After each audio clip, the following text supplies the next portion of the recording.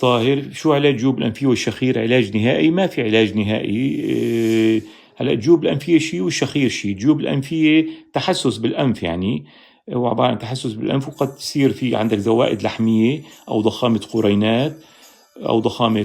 قرينات أو انحراف وتراء. والزوائد اللحمية إذا كانت ضخمة وطويلة ممكن تعمل شخير، بتسوي تضيق بالبلعوم الأنفي. الشخير بينجم عن تضيق البلعوم الأنفي وليس من الأنف، يعني من بلعوم الأنف، يعني المنطقة هون بصير تضيق بسبب إذا في زوائد لحمية أنفية ممكن، أو بسبب إرهاق وتعب الشغل.